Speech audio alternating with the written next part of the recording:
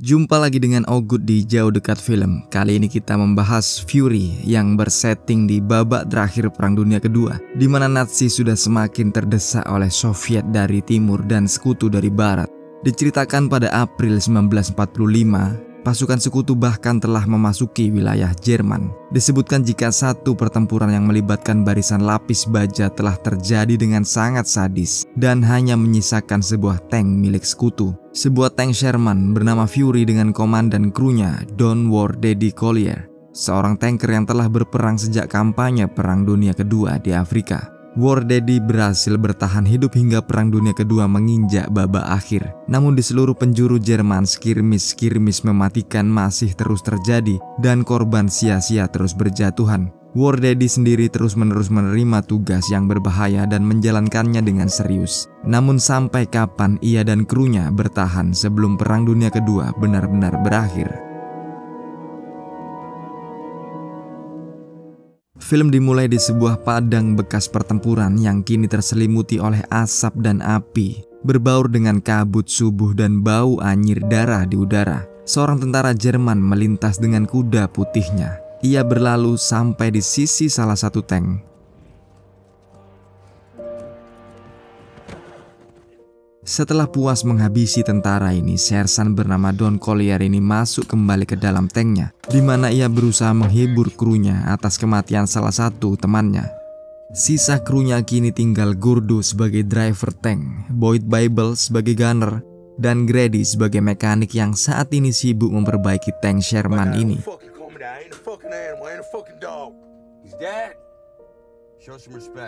Sesaat kemudian tank ini kembali operasional dan mereka pun balik ke pangkalan militer sekutu.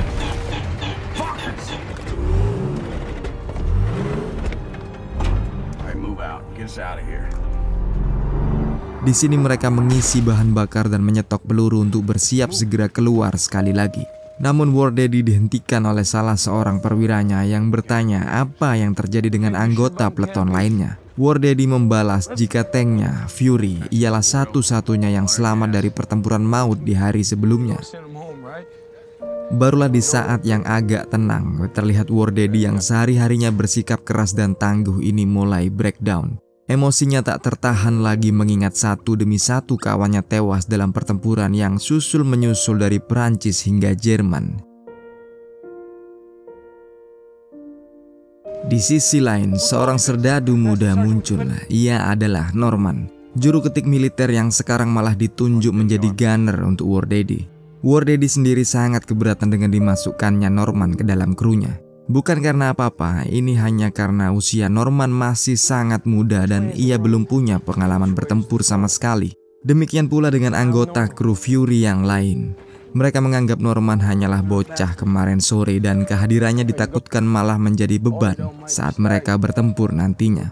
Ditambah lagi mereka tak mau terlibat beban emosi, beban kesedihan yang mereka akan tanggung jika mereka menganggap Norman sebagai teman dan akhirnya malah Norman tewas di salah satu pertempuran. Karena selama invasi sekutu di Eropa, inilah yang mereka rasakan, yakni kehilangan satu demi satu teman mereka. Dan tugas pertama untuk si junior Norman ini ialah membersihkan tank. Tugas yang dianggap ringan oleh Norman sampai ia masuk ke dalam interior tank dan menemukan pemandangan mengerikan yang penuh dengan darah dan sisa tubuh kru Fury yang tewas mengenaskan.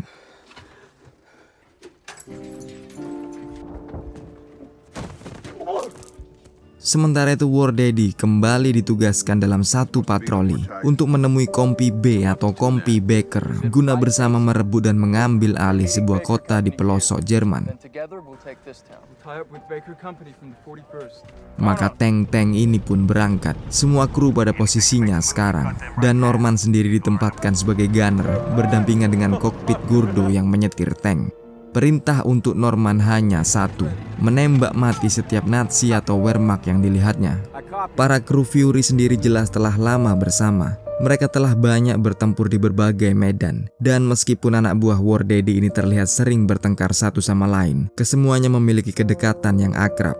kehadiran Norman sendiri masih sangat tak diharapkan.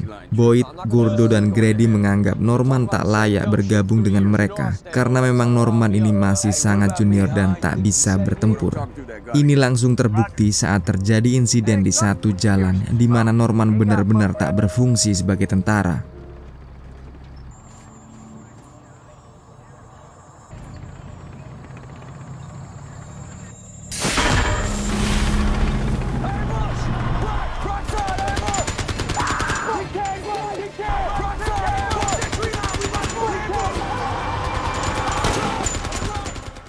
Kelalaian Norman yang tak mau menembak Hitlerjugend ini menyebabkan komando konvoi mereka, yakni tank Letnan Parker, hancur lebur dihantam Panzerfaust.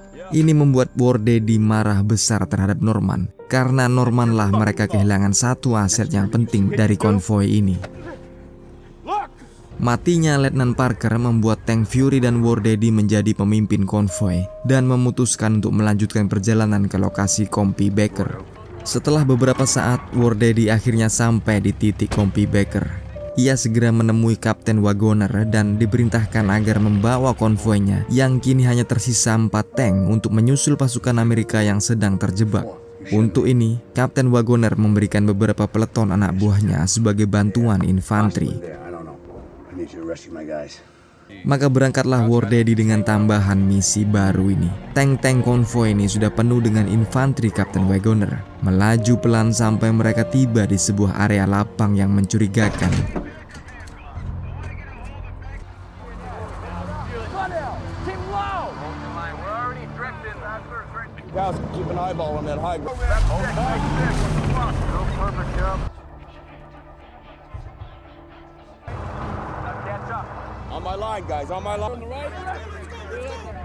Dan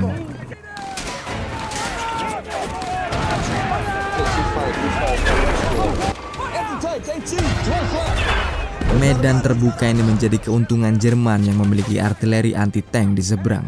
Mereka rapat berlindung dalam pepohonan, sementara konvoi War Daddy benar-benar terbuka posisinya.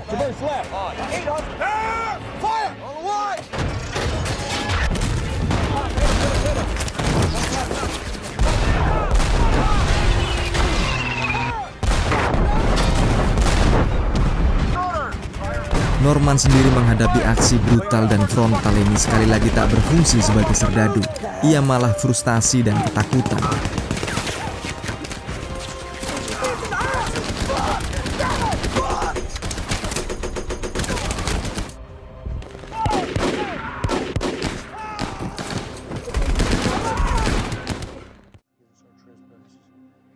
Saat pertempuran sudah selesai, War Daddy yang sudah tak sabar dengan kualitas murahan Norman memberinya kesempatan untuk menunjukkan kejantanannya sebagai tentara Amerika. Ia diperintah untuk mengeksekusi satu tawanan Jerman yang tertangkap hidup-hidup. War Daddy berujar jika ini ialah realita perang, membunuh musuh, membantai atau dibantai. Ini ialah profesi mereka dan mereka akan bekerja sesuai perintah. Tapi Norman ialah Norman, hatinya terlalu lembut untuk menghabisi tawanan ini. Sampai War Daddy sendiri akhirnya membuat jari Norman menarik picu pistol.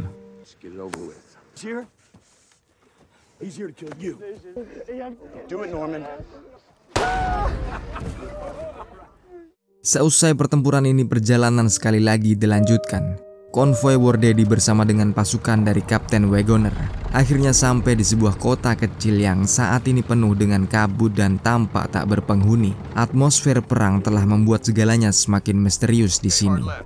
Hingga akhirnya War Daddy bertemu dengan seorang kakek tua dan menanyainya apakah ada pasukan Jerman dalam kota ini. Tapi belum sempat dijawab, kematian Pak tua ini pun segera dibalas.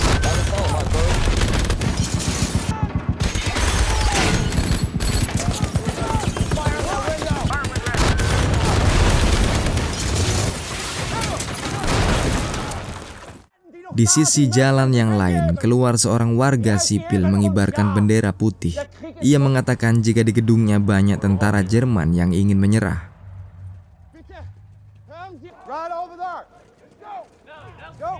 Namun ketika War Daddy melihat seorang perwira muda dari SS, ia menanyakan apakah ini yang membunuh anak-anak di jalanan dengan kejam. Seketika mendapat jawaban iya dari pria sipil ini, maka perwira SS ini pun dieksekusi di tempat. Berikutnya, ia mengajak Norman memasuki satu rumah yang bagi Wardaddy seperti menyembunyikan sesuatu. Namun setelah disatroni, tak ada apa-apa di sini kecuali seorang wanita pemilik rumah dan seorang gadis seusia dengan Norman. Langsung saja Wardaddy menganggap rumah ini seperti rumahnya sendiri. Ia memerintahkan pemilik rumah bernama Irma untuk menyiapkan sebaskom air panas dan makanan bagi ia dan Norman. Norman sendiri menyibukkan diri dengan bermain piano, memainkan satu komposisi klasik yang lantas mengundang gadis muda keponakan pemilik rumah ini untuk bernyanyi. Ada kecocokan kejutan antara kedua anak muda ini. Satu hal yang membuat Wardaddy memerintahkan agar Norman segera mengajak gadis ini ke kamar tidur.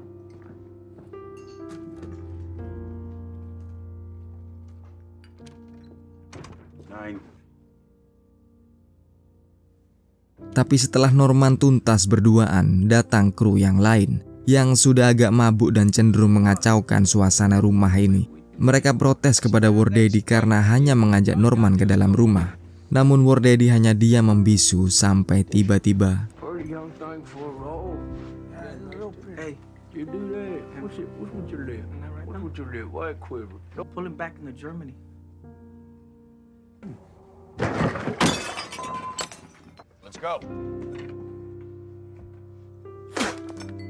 kemarahan Wardaddy ini sudah tak bisa ditandingi. Semua anak buahnya tunduk dan takut. Bagaimanapun, Don Wardaddy Collier ialah komandan mereka. Hingga beberapa menit kemudian datang seorang serdadu mengatakan jika Wardaddy mendapat panggilan dari Kapten Wagoner. Setelah ditemui, Wagoner mengatakan jika salah satu pilot recon sekutu menemukan ada satu konvoi besar serdadu Jerman yang sedang dalam persiapan menyerang pangkalan logistik milik sekutu. Yang mana pangkalan logistik ini hanya diisi oleh para petugas medis dan tentara yang terluka. Kalau ini dibiarkan, Jerman bisa merusak rantai pasukan militer sekutu. Namun sayang, pilot mata-mata tersebut tak bisa melaporkan berapa jumlah musuh yang sebenarnya. Guna mengantisipasi hal ini, Wardaddy diperintahkan untuk menghadang parade musuh ini di satu persimpangan dan sebisa mungkin menghentikan mereka. Maka persiapan berangkat pun dilaksanakan, tapi belum sempat menyala mesin-mesin tank ini, tiba-tiba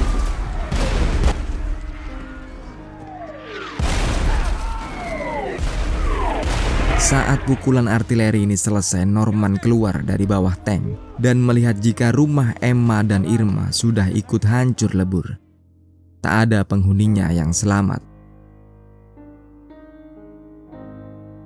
Maka dengan kesedihan Norman, konvoi Wardaddy ini memulai perjalanan mereka.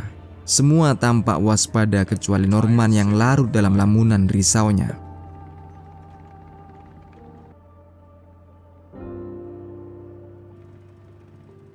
Sampai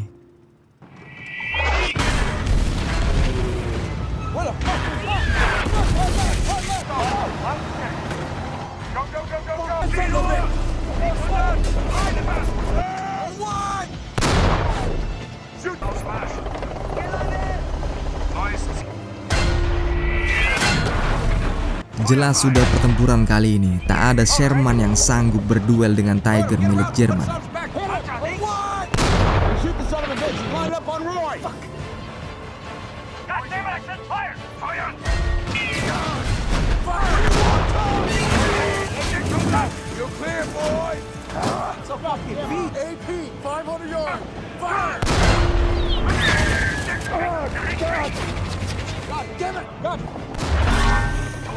Dengan kilat musuh melahap habis 2 tank Wardaddy. Kini hanya tinggal duel mematikan 1 lawan 1.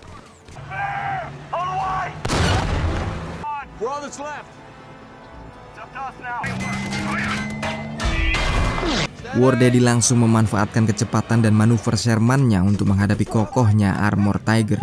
Ia tahu kelemahan Tiger ada di sisi belakang.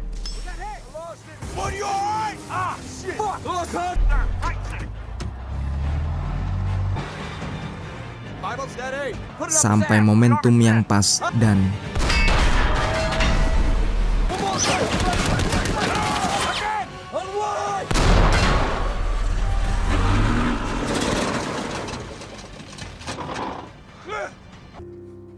Tapi kemenangan ini dibayar mahal. Kini tak ada lagi konvoi Sherman, yang ada hanya Fury berjalan sendirian.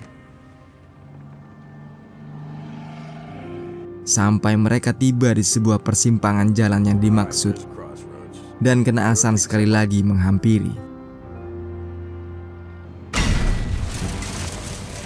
Rantai Fury putus dan kini tank yang sudah menemani War Daddy sejak kampanye di Afrika ini pincang tanpa bisa diperbaiki dalam waktu yang cepat.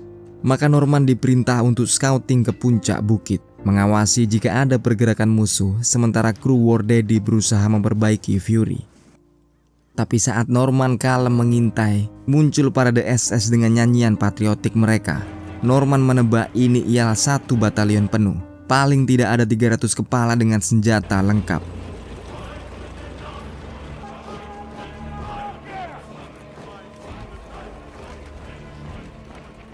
Dengan cepat kabar disebar di War Daddy, dan dengan serta-merta pula Boyd, Gordo, dan Grady bersiap untuk kabur. Tapi tidak untuk War Daddy. Ia mengatakan jika ia akan menghadang batalion SS ini. Lagi pula ia sudah menganggap Fury seperti rumahnya. Ia tak akan meninggalkan rumahnya berapapun musuh yang datang menyerang. Melihat keteguhan komandannya, kru yang lain menjadi sungkan dan mengurungkan niatan kabur mereka. Keberanian mereka sudah muncul kini. Semuanya malah bersiap menghadang musuh. Amunisi dan senjata ditata, granat dibagi rata.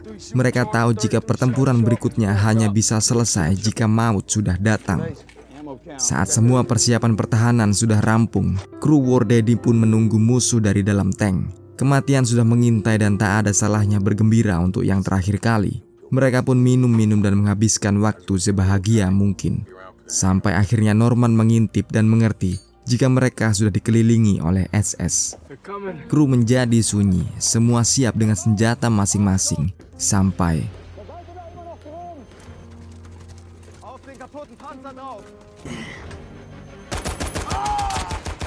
dengan ini pertempuran langsung pecah seiring matahari yang terbenam perlahan.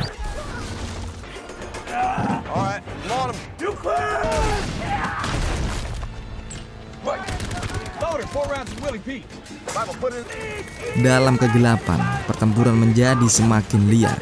Meski belum takluk, Fury terkepung rapat.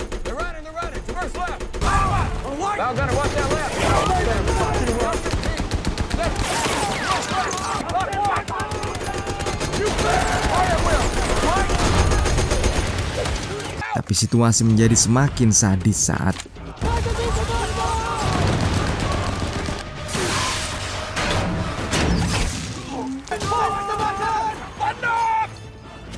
Grady tewas secara brutal. Dan kini giliran amunisi menjadi kendala. Para kru sudah kehabisan amunisi. Boyd nekat keluar tank dan berusaha mengambil senapan musuh, namun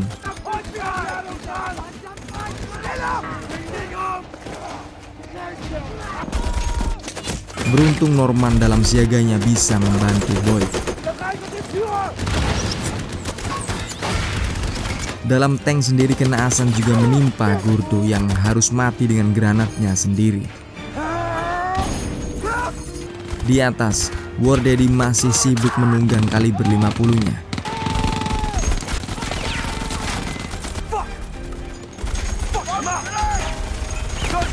Tapi tak ada yang tahu jika sniper SS merayap pelan saat ini dan setelah Boyd, giliran War Daddy menjadi target.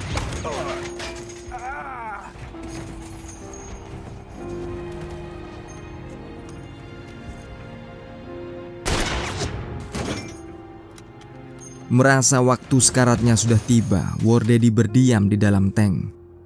Fury sudah tumpas kandas, yang tinggal hanya dirinya dan si junior Norman yang tersulap menjadi prajurit tangguh sekarang.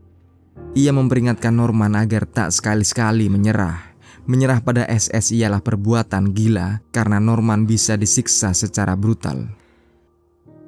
Di luar, SS masih terus mengepung.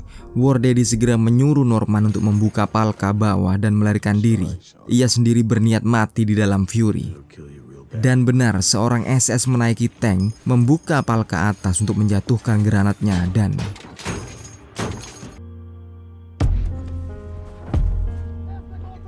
Kini hanya Norman sendirian, dan dalam kenaifan serta ketakutannya, ia memilih untuk berpura-pura mati di atas lumpur. Tapi tiba-tiba datang seorang serdadu musuh yang